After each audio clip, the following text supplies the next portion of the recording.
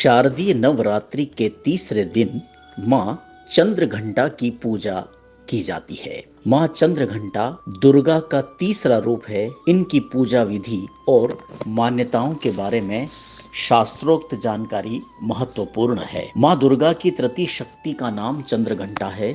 नवरात्रि के तीसरे दिन माँ चंद्रघंटा की आराधना की जाती है। माँ का यह स्वरूप शांतिदायक और कल्याणकारी है।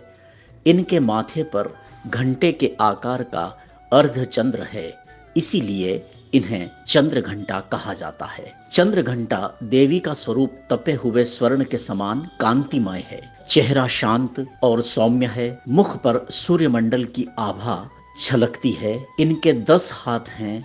10 हाथों में खड्ग बाण आदि शस्त्र सुशोभित रहते हैं। इनका वाहन सिंह है। मुद्रा युद्ध के लिए उद्यत रहने वाली है। इनके घंटे की भयानक चंड ध्वनि से दानव, अत्याचारी, दैत्य, राक्षस सभी डरते हैं।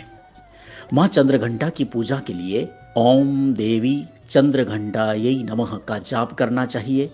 माँ चंद्रघंटा को सिंदूर, अक्षत, गंध, धूप, पुष्प, चमेली का फूल या कोई भी लाल फूल अर्पित करें। माँ चंद्रघंटा को दूध से बनी मिठाई का भोग लगाना चाहिए। पूजा के दौरान दुर्गा चालीसा का पाठ और दुर्गा आरती का गान भी करें। माँ चंद्रघंटा की पूजा में लाल रंग के वस्त्र पहनना शुभ माना जाता है।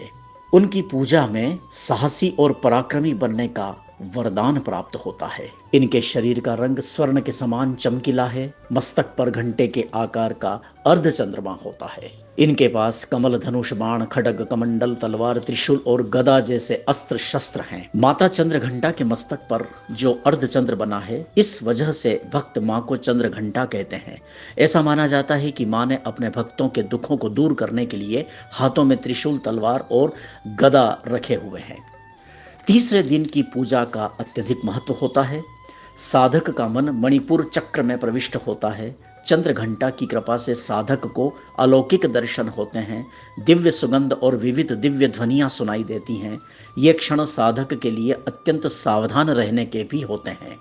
माँ चंद्रघंटा की कृपा से साधक के समस्त पाप और बाधाएं विनष्ट हो जाती हैं। इनकी आराधना सदैव फलदायी है।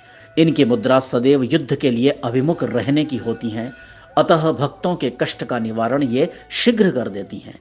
इनका वाहन सिंह है। इनका उपासक सिंह की तरह पराक्रमी, निर्भय हो जाता है।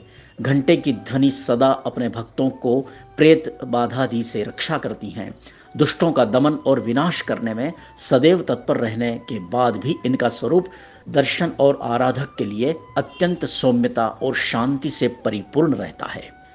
नवरात्रि के इस विशेष प्रसंग पर प्रसंगवश के इस विशेष वीडियो में मैं अपनी बात को अब यहीं पूरी कर रहा हूँ। जल्द ही नवरात्रि के चौथे पुष्प के रूप में उपस्थित होंगे। नमस्कार।